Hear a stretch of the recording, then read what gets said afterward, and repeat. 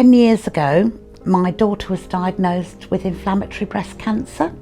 Because there was no support for women in the UK, I set the charity up, and then it also became obvious that there was no research into inflammatory breast cancer at all in the UK. We wanted to change this. So in 2015, when I was breastfeeding my second son, I noticed I had a rash on my breast, which is not unusual when you're breastfeeding. But after it didn't go away for a while, I went to my GP, who told me I had mastitis. But then after a few weeks, I noticed that the rash that I had started to get worse and it was quite itchy.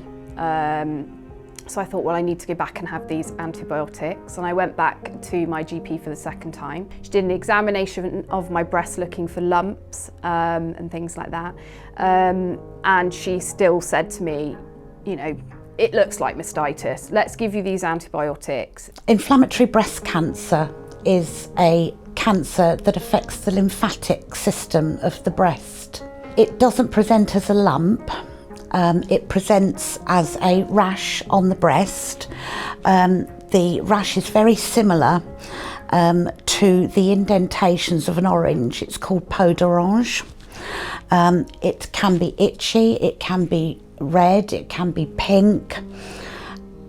It causes skin thickening. I noticed that the rash had started to spread really quickly. It suddenly accelerated. I could see that my breast was a lot bigger than the other one. It had the sort of resemblance of the peel of an orange. My nipple had inverted.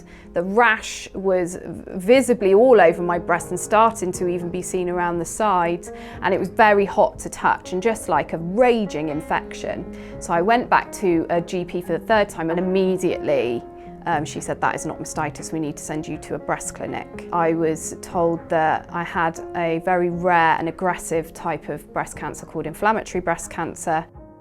When the IBC Network UK contacted me, or Caroline contacted me, it was a massive relief to know that I wasn't the only person in the whole world with inflammatory breast cancer, because it sure as hell felt like that. The women who we support, we are able to ensure that they get the correct standard of care, but some of them still don't, and we are trying to change that, one woman at a time. If I'd heard of inflammatory breast cancer before I had my first visit with my GP, it would have been on my radar to know what the protocols were. It's important to raise awareness because this is the breast cancer that women do not know about. They just have not heard of it. So now we support hundreds and hundreds of women every year who have been diagnosed with this rare breast cancer. It's less than 2% of all breast cancers in the UK. Even now, women still aren't getting the correct standard of care. The IBC Network UK relies solely on donations to fund vital research. It's a volunteer-led charity, so every penny that people donate goes straight into research. There's not many charities that can say that, and that is brilliant, that every penny that you would put in would go straight to that research.